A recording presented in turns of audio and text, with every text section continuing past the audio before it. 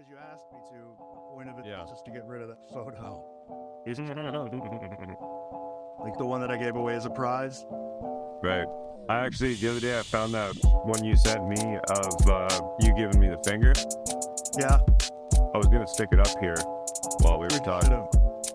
I'll go get it right now. Oh, it's much bigger than I thought it was. Yeah, it's pretty big. That's what she said on the. Yeah. Okay. Can you see that? No, it's all glary. Can't tell what it is. Zoom in. It's just the glare. It's all right. Not a big deal. It was just fun. It was a fun idea. Let's see, how do we start a conversation about mental health? That's the ultimate question about mental health, isn't it? Hey, let's talk about Silverchair. Okay. So Silverchair is a band. Yeah. Right? And you posted a thing the other day where you were asking Jason Olsen to, like, you gave him 6 Silverchair songs. You were like, listen to these and then give me 6 Nirvana songs and I'll listen to those and we'll discuss them. And I don't think Jason actually did that, but I did. Now, the way that was sort of proposed on Facebook was almost as if you thought Silverchair was a better band than Nirvana. I do. Oh, child. Time out. Hold that thought. Hold that thought. I have a cup of coffee real quick. You're batting 0 in the music department. So you're a big fan of Marilyn Manson. You're a big fan of Nickelback. You're a big fan of Limp Bizkit. And you think Silverchair's better than Nirvana? Why do you think Silverchair's better than Nirvana? A number of reasons. I think that musicianship-wise, Daniel Johns was a better guitar player, guitar writer than Kurt Cobain. I think Silverchair, like their guitar work and their, like the singer, Daniel Johns' voice and the way that he uses it and stuff, like, I just think that overall they're they're just bigger and I guess, yeah, better. All right. So here's what I'll say to that. Silverchair is a good band. Don't get me wrong. They have a couple of really good songs. Like, was it Tomorrow? Tomorrow was a really good songs. Tomorrow was a very good song. Tomorrow was a very popular song. Tomorrow was a very influential song. But what Nirvana did in 3 years was create an entire genre of music. Like, the grunge music existed before Nirvana. They were influenced by people like Mudhoney, and I don't know, the Meat Puppets, and even like Soundgarden. They're not Pearl Jam so much, but that like Mother Love Bone. They were influenced by these bands, but they took what these bands couldn't do, and they made a fucking genre. They made a way of playing music. They made a style that, well, they made it popular is what they did. They didn't like you said, they were influenced by these bands, but at that time those bands weren't like massive worldwide bands. I guess that's sort of the big irony about Nirvana, is that they took a genre that is based on simplicity and not getting popular and got really popular with it. You know what I mean? Well, like, so I would disagree with that. Most of those bands that we're talking about wouldn't, back in the late 80s. So most people would think of Nirvana, would think 90s, but they actually started in the late 80s. Most of these bands did. Them wouldn't have considered themselves like Seattle grunge. They would have considered themselves punk. Like Mudhoney was a punk band. The Melvins was a punk band. Nirvana started out punk band. But Nirvana took those elements and then combined them with like metal and melody and created grunge. My point was, you're comparing a band that started it all, that didn't really have a framework of what needed to be done in order to be a good band in this genre, and comparing them to a band that had a framework. Like, they had a roadmap. They had not something they could copy, but something they could follow. Like, they had an inspiration that was already doing this thing. And like, that in and of itself makes it easy, right? Just because you have a roadmap to follow, you're like, okay, we can make this sound, or we can make music that has these melodies, or we can make music that does X, Y, and Z. as inspired by these bands that came before us to go on to do whatever. Yeah. Now, like, we can argue about who's the better band, but history, there's no argument when it comes to history. Like, history is going to remember Nirvana as like the god of grunge rock. Like, Nirvana changed. It's like in 5 years, Nirvana changed the world, dude. It was crazy. Yeah, no, I don't disagree with you there. But I mean, they are no different than Silverchair in that sense. Like, they too had their inspirations and their roadmaps. You know what I mean? Like, I just think Yeah, but they had it doing it. Yeah.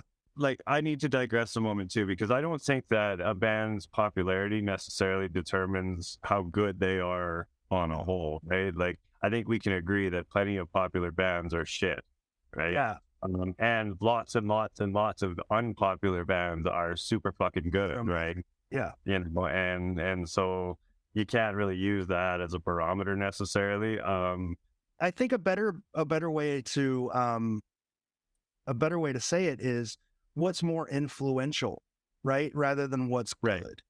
Sure. No, absolutely. And I think we argue about which band is better. I don't think we can argue that Nirvana is way more influential to music over the years.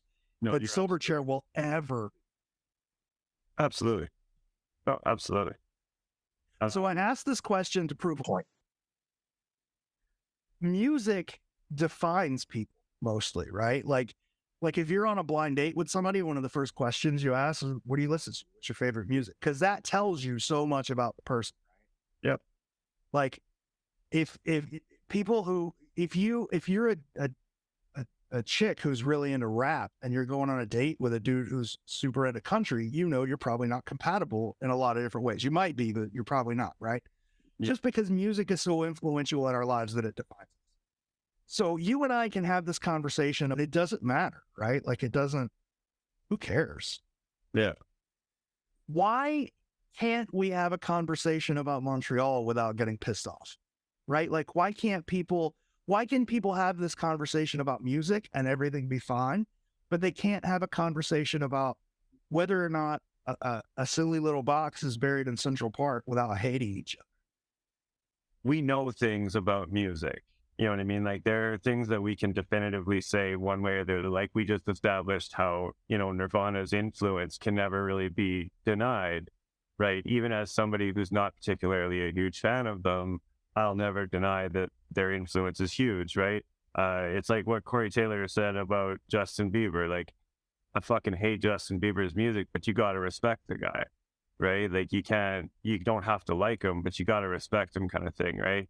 And we know these things about music, and so we can discuss them on that level. But with The Secret, when there's so much speculation just living in the air, everything you say adds to the speculation, right? Like, we know things about certain puzzles, like obviously the found one, stuff like that, and we can talk about those things on a definitive basis. But when it's just a room full of speculation, it almost inherently becomes a contest of whose speculation is more believable than the rest. You know what I mean? Well, then take speculation out of it. Like, the reason we know things about music is because people tell us, right? Right. At least facts about music. We know Kurt Cobain did X, Y, and Z because Kurt Cobain told us he did X, Y, and Z. Or someone saw Kurt Cobain do X, Y, and Z.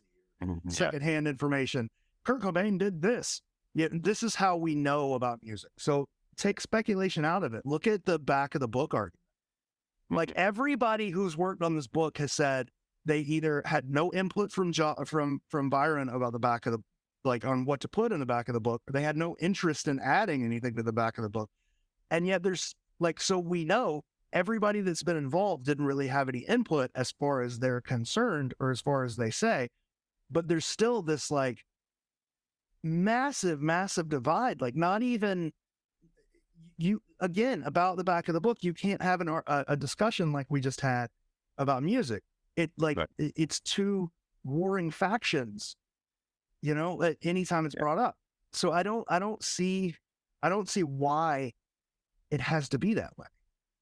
Well, I think too, like, in such a massive quantity, people have a tendency to, like, communication stops in the sense that it becomes, this is my opinion.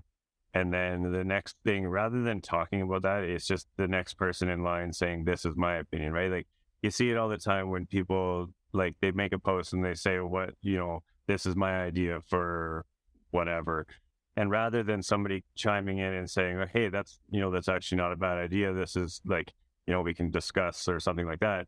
It always ends up being like one of the first comments always ends up being somebody else's theory. You know what I mean? Like, Yeah. and that's not discussion. That's layering of topics essentially, right? That's itinerary building, and it's just bullet point talking that doesn't really get anywhere. And I wish we could figure out why that happens. Like, there's a certain self-importance that I think social media lends to us because of the importance it gives to everybody's voice, that nobody's there to really talk about each other's stuff. It's just, this is mine, this is mine, this is mine, this is mine, and so on. And, like that's a detriment to communities like this, right? Like, if you compare the comment sections and stuff and the quote unquote discussions that we have in The Secret with that of a heavy metal group where somebody says, Megadeth was better than Metallica, or they make some kind of an argument, or like I did, Silverchair is better than Nirvana, right? And you look at the discussions that actually take place there. There's actually discussion taking place there. It's not just, this is my opinion, then the next guy's opinion, and the next guy, and so on.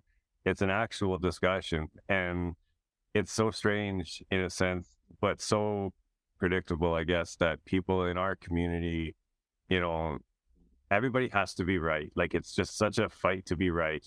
And as a result, it becomes a fight to be heard more than anything, and so people they don't want to take into account anybody else's stuff because they have their own, and it has to be right. Do you think so? Something that came to my mind when you were talking about like Megadeth versus Metallica, right?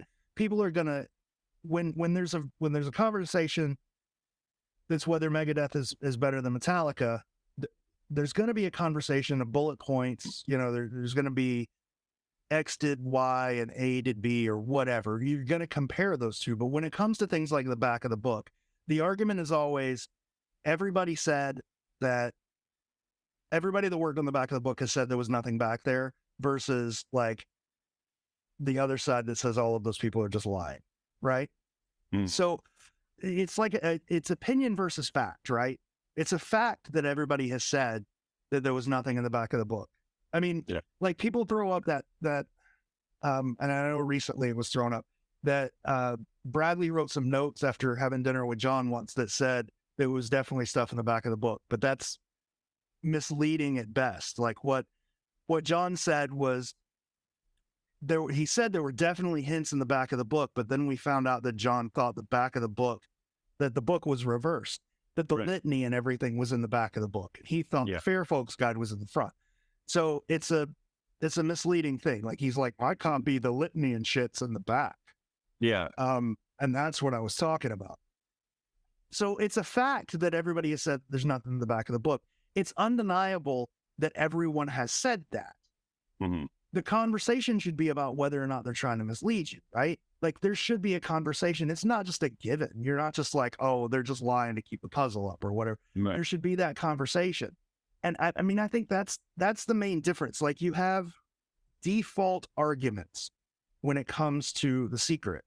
Somebody mentions something you don't agree with, you have a default argument, and it never goes past that default argument into discussion. It's just like somebody says something and you put up a brick wall and you're like, no, that's not true. You never talk about why it's not true. Yeah, I mean, I'm guilty of that for sure. Like every time somebody posts something about St. Louis, the first thing I always say is, where's your leg eater? Right. And that's like that. I'm guilty of that. Like that's 100% what that is it's a way to, in a sense, assert dominance, right? Like that's a human thing we do as well, where being right means being dominant in a sense, right? Like people that are right about stuff hold a certain I'm going to very loosely use the word superiority, it seems, within the community, like on a communal basis sort of thing. And, again, like it's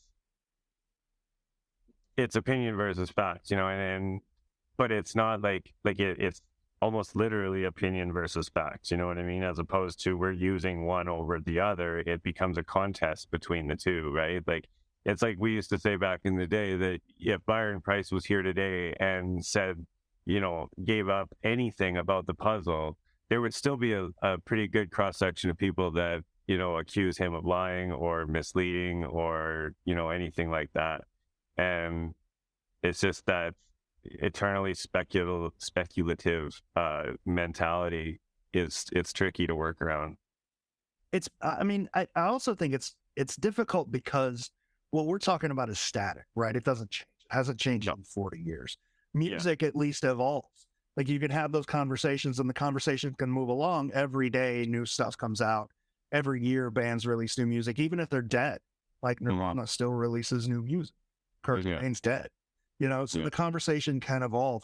It's possible, and I think likely too, that because this is so static and unchanging, that people have had those conversations so much that the same topics keep coming up and people just get bored of having the same conversation.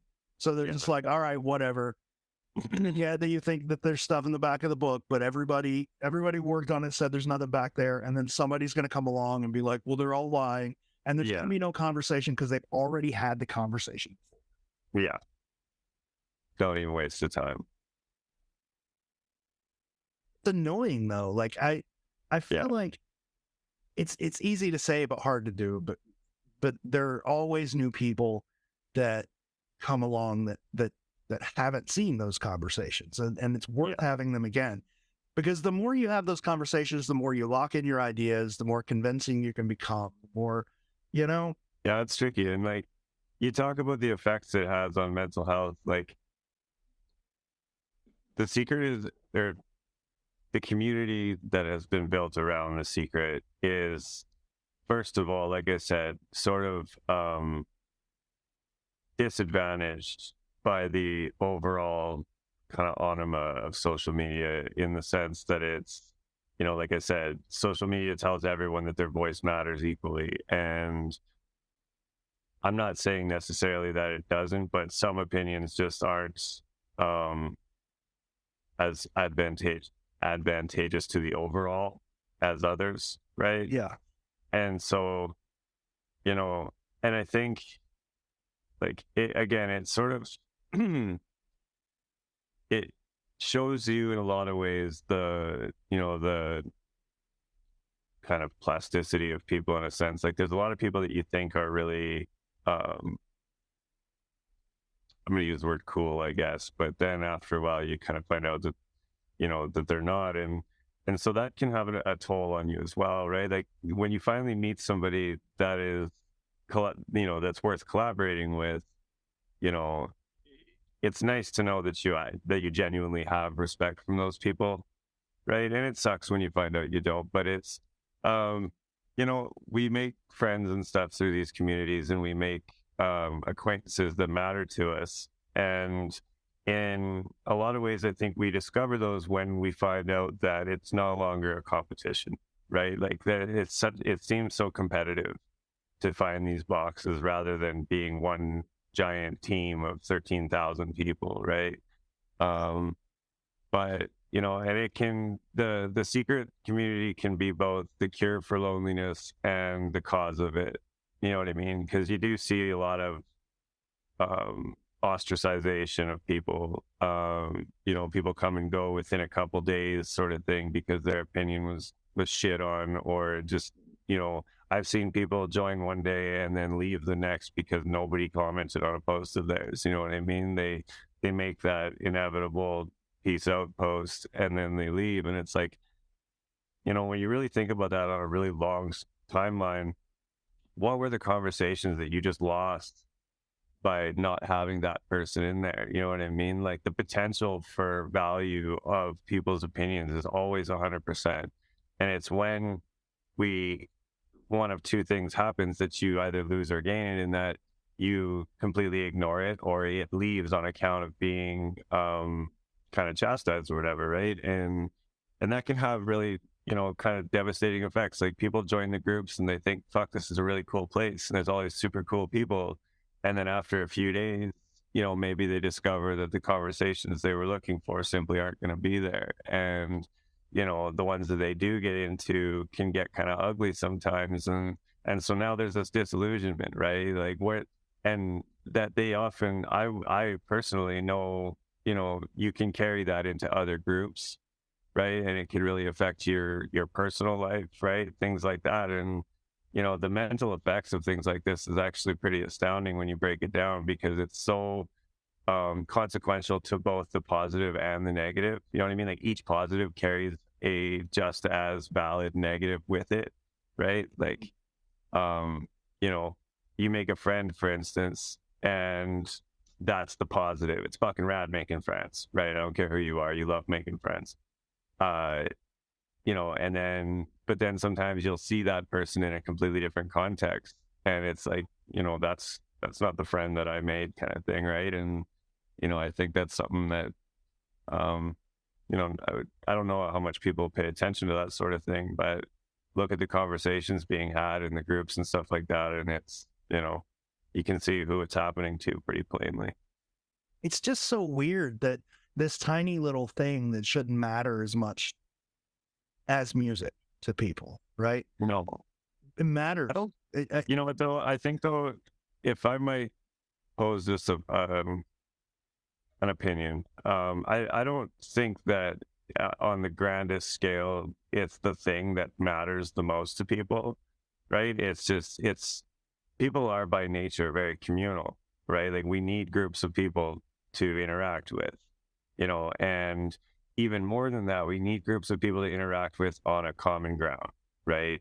And I think and I mean, like the puzzle is just really, really cool. It's something that's just super cool. It's very, it's kind of rare, right? Like the words armchair treasure hunt very rarely go along in most people's lexicon these days. You know what I mean? Like anytime I tell people that I'm, as a hobby, I do armchair treasure hunting, they think I'm looking for chairs, right? Or something like that. You know what I mean? And so it's a unique corner of the world to be accepted into. And I think that acceptance is more so what people like. The secret could be anything as long as it had this communal effect, in the sense that it does. We strive for that. It's, the world's become quite lonely and enclosed, and you know connected but in a really distant way. And so when we find places like the secret community, or any of the, going back to music, any of the rock and roll communities online, or there's a hockey group that I'm part of that's gotten really big, that's super fun to be a part of, and things like that. Like anytime we find something like that, we want to cling to it really hard. And then if something comes along that tries to remove our cling, that affects us really heavily, no matter who you are, I think. I don't know. I think those sort of communities exist in a lot of places, but for some reason this one's different. Like I know you've lost friends just because of The Secret. Like so have I. You ever lost a friend because you like Limp Bizkit? For comparison, I like metal music. I like really, really hard metal music. Most people don't like metal music. Most people don't like the kind of stuff that I listen to. But I've never had someone like go through my town talking shit to people that I have to deal with about me just because I like metal music, Yeah. But like when I set up that gallery showing in St. Augustine, I was talking to the people at the Historical Society, and they mentioned a very specific person who's local to St. Augustine who's like, dude, this guy talks so much shit about you, like constantly. Yeah. And we were fucking joking about it because they were like, how fucking absurd is it for some old man to go around talking shit about people over a fucking children's book? Like it was just the most absurd thing they had ever heard. And I don't see, I don't see what causes that in people. Like, what? You're not gonna go around and be like, George likes death metal music and he probably worships Satan or whatever. But you're gonna be like, he thinks it's buried over here, and that makes him a fuckhead. You know, like Yeah. I don't get it. See, it's interesting because you and I come from very basically the opposite ends of the populist spectrum in places we live, right? Like I grew up in a town of 1,200 people. For comparison's sake, the city I live in now, it just broke 100,000 people a few years ago, and my best friend here, his graduation class, like his grad class, had the same amount of people in it as my entire high school. Okay, so like. And when I was growing up, like, I was the only one really wearing Marilyn Manson shirts and, painting my nails and stuff like that and doing that whole thing. And, like I actually like I was kicked out of class a couple of times for the shirts I wore, things like that.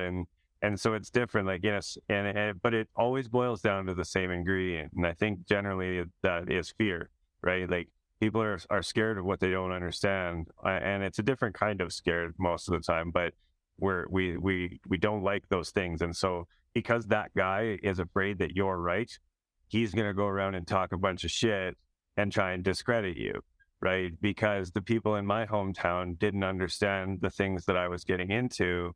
They would push me, segregate me to the office, or, kick me out of class, or send me home with my dad or whatever, right?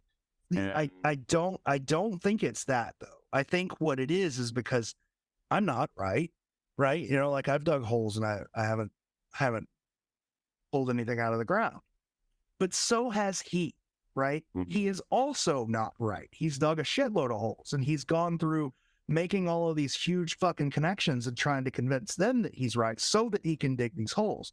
So we are both equal, right? We are both wrong. How does he make himself better? The only way he can do that is by being like, this dude's he's an asshole. I'm not an asshole. He's an asshole. And that's when you're both wrong, you can't, the only way to make yourself better is to make the other person look worse. yeah, I don't know. I think that's sort of like almost like a pseudo Machiavellian kind of mentality. Like burn it all down kind of thing. Yeah, I can have the kingdom, I'm going to destroy it. that's right. Like the scary boyfriend. If I can't have you, no one will. Yeah. Crazy, dude. I don't see how, it's just nuts to me that old retired people base their life around this and go around talking shit about get on with, find some joy, dude. Yeah, yeah. Because you ain't gonna find it here, obviously. But it's also, you gotta remember, like, some people only find joy in misery, right? That's true, I guess. And I suppose probably a good cross section of our population could be like that, right? I feel like for mental health awareness month, it's just a bunch of episodes of us bitching. Sometimes it's catharsis, right? It's you need that. Yeah.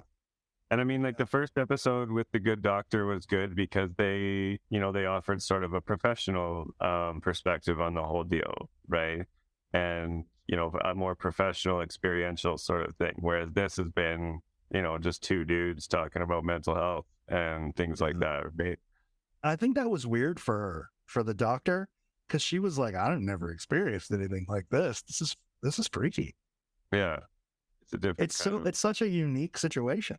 I don't understand why we all can't say collectively that out of the, I don't know, 30 or 40,000 fans of The Secret that are out there in the world, fucking 3 people have found a cast. Three sets. Yeah. They're up here and the rest of us are on the same plane down here. They are right. We are wrong. Yeah. We're no better, no worse than any other person. We are all wrong. Yeah. I don't know. I think too, like the isolation of the last few years and not being able to dig holes, like that forces us to speculate and live in that world of speculation. And so that's, I think a lot of that has to do with it. Like now that the world's sort of um opening up again or whatever, I fucking hate using that expression because it just makes the world sound like a convenience store, which I realize it is in a lot of ways. Kind of But is, yeah. I like to live in denial on that one. Um, but I think now that people can actually go out and prove themselves wrong, I'm loving what they're doing with the anniversary hunt site because somebody's actually started like documenting where holes are being dug, or where spots are being checked, right? Um, Yeah, but that's different because you can send me a thing and I'll be like, nope, keep trying. And that's a definitive, like you don't have to. sure, With the secret, everybody wants to make those maps, but you can't trust people's holes.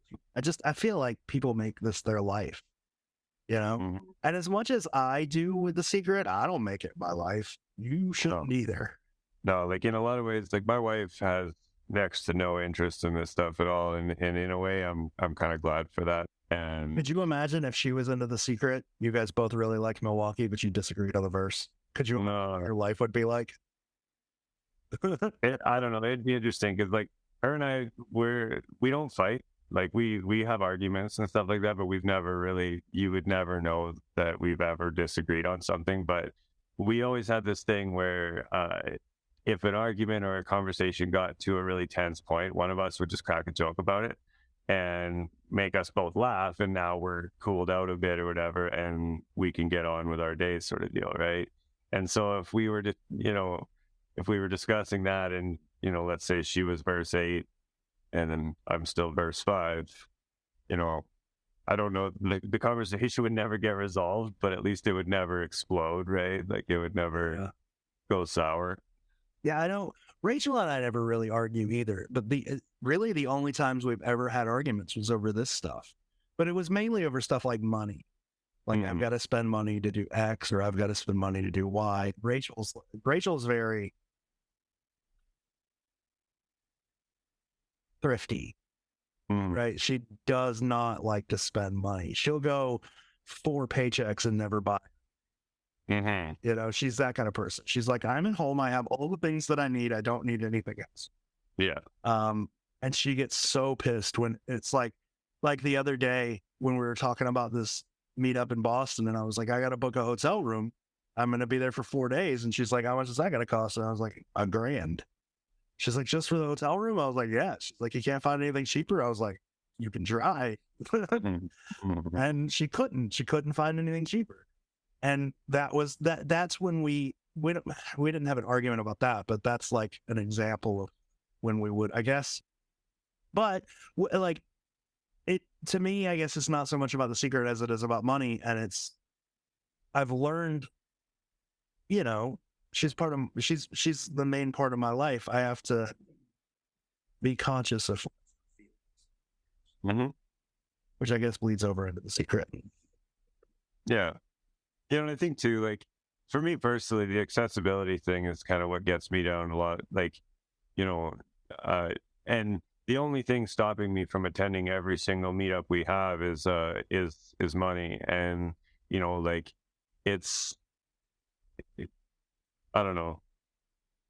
I guess that's kind of a soft topic, but it's just like, it irritates me in a lot of ways, right? That, I'm this old and I can't afford to fly to Boston, but I just, well, dude, I mean, it's the accessibility thing, like I don't know. Don't feel bad because it's rare that people fuck my age can just drop everything that they're doing and fly to Boston. And with me, like, I really can't afford it. Yeah. Like I live on credit cards and then pay them off over the year, or pay them off with tax returns. Like it's rare. So somebody who is much smarter than me once said, like, show me your bank accounts and I'll show you what you're passionate about, Yeah. And that's kind of me. Like I work, I make my money, and I have the exact opposite philosophy to money as Rachel does, where Rachel's like, we make money, we save money. I'm like, I go to work every day so that I can enjoy the time that I'm not working. So what the fuck ever. If I have $1,500, I'm going to fly to Milwaukee. Yeah. Yeah, Kim and I are the same way. I kind of want to, like, I try to distance Kim from, like, remember that a few months ago, that guy asked me, he private messaged me out of nowhere that I think it was, this was his name, and he asked me if my wife was Catholic. And like, my first response was, it depends where you're going with that one, dude. Like, I very intentionally distance her from the community, you know. See, I would have been a smart ass. I would have been like, she looks cute in a skirt. Yeah. Oh, Jesus Christ. People are fucking weird, man. Yeah. Talking about your wife, messaging Destiny. Like, goddamn. Destiny got another. Destiny keeps getting, and I don't understand why. I guess because she's always doing shit with me. She keeps getting friend requests from people in the secret. She probably shows up as like the people you may know or whatever. Maybe. Because it's all people that I recognize.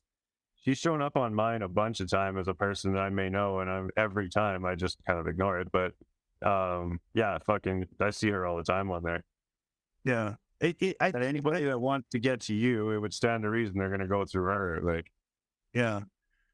I think there's a lot of them coming from the anniversary hunt, because I made the mistake of telling everybody that she was with me when I hid that thing. So I think people are like, she doesn't ever post on Facebook, so it's not going to help you if you're her friend. She's young, and young people don't use Facebook. It's all old people. Yeah. If you see her at all, it's usually through your posts. Like, yeah, she got other shit going on. Yeah. She's got like stalkers, whatever young girls have. Yeah. I was just going to say also, like, stay the fuck away from people's children. Like, you know, like, that would have been a good conversation piece. Is, you know, the whole bit with fucking, and you know, those people messaging your son and stuff like that. Like, what the fuck goes through people's heads to do something like, where in the world does, like, can you imagine, like, let's not, this is a lesson in empathy. Can you imagine sitting at a computer desk one day, feeling whatever it is you're feeling, and honestly deciding that it's a rationally good idea to message a fucking, how old is Jason? Like 12? 13.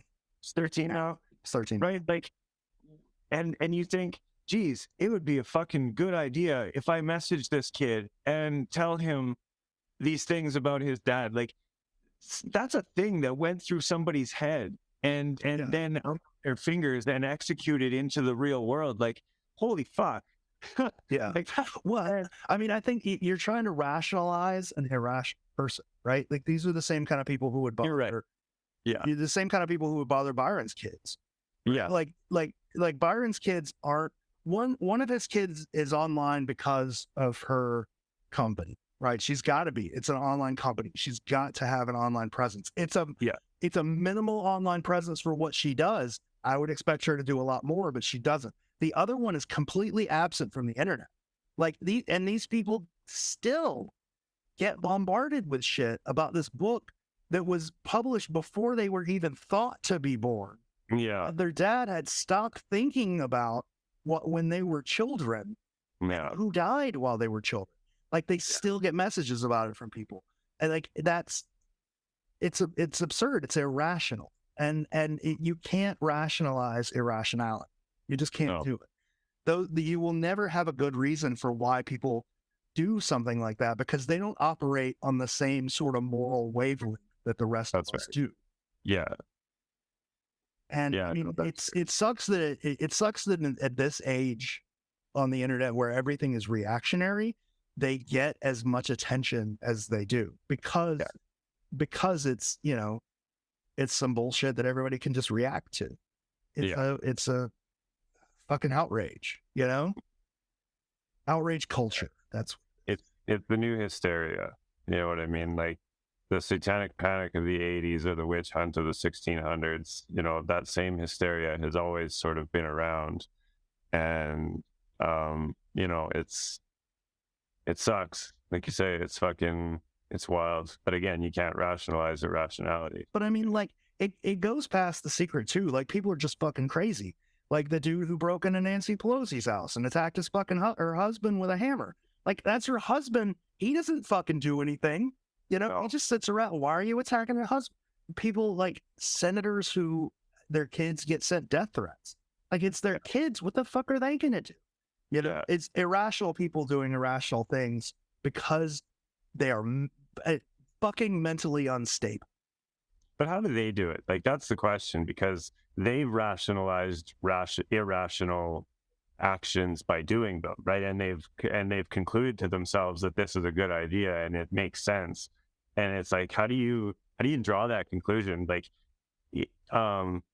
so a little while ago, there, the provincial government, we have a guy named Tyler Shandro, and him and his family were at a kind of an outside festival sort of thing, right? And he was walking with his wife and kids, and some people that would, like, there were some protesters of some kind there, and like, I don't fucking like this guy, and I definitely don't vote for his government, but he was walking with his wife and kids, and these people that were protesting came up and they started like shouting at his children their plight with him, essentially. And his kids aren't 10 years old, you know what I mean? Like, they're little kids.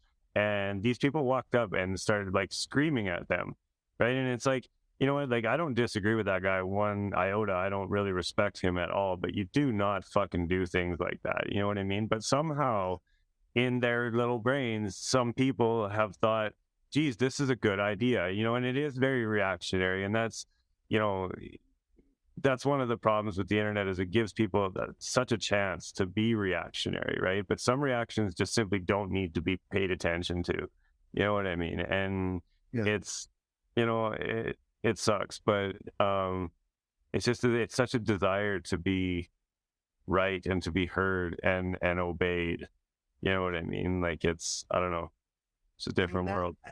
I think that outrage, like I said before, it's hard to rationalize irrational people, right? Because they operate on a different mental plane than normal people operate. But I think that outrage gets so bad within them that they feel like they have to do something, and you know, what the fuck can they do? You know? They're not like so that chick had a big fucking problem with me. Sunday Fundays are open to anybody. She could have sent a fucking message and been like, I want to come on Sunday Funday and talk about it. But she's too fucking scared to do that.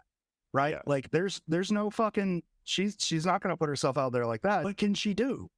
Oh, I can fucking insult a child because, you know, I've got that much balls. Yeah. Fuck. Yeah, that's what, man. Or it was just like fucking the one dude, it was, by the way, just so you know, who on the exact same day messaged Destiny. Right. He's got no fucking balls to message me. He's got no balls to say shit to my face, but he's like, I'll message the girl. Yeah. Well, and I imagine Rachel's probably gotten a few messages. Rachel doesn't fucking check. She doesn't look. Yeah. No. Probably a good idea. She doesn't use Facebook. She's never online. No. So yeah, I imagine it's a pretty good idea. Yeah. Everybody that has a problem with anyone who is a leader, so to speak, in the community, it's not that they're pissed off that there are leaders. They're pissed off that those leaders aren't them. Yeah. You know, right? They're not pissed off that people are working a puzzle a specific way. They're pissed off because they're not working it their way. That's right. Yeah. You know, it's so fucking hypocritical. So many people out there are like, you know, let everyone have an opinion, but make sure it's this. You know what I mean? Everyone's right because everyone's wrong. Yeah. Like the fucking alternate city people. They're like, everybody should be able to have an opinion. Newsflash, everybody does, just most people don't agree with you. That's right. It's just not yours. Yeah.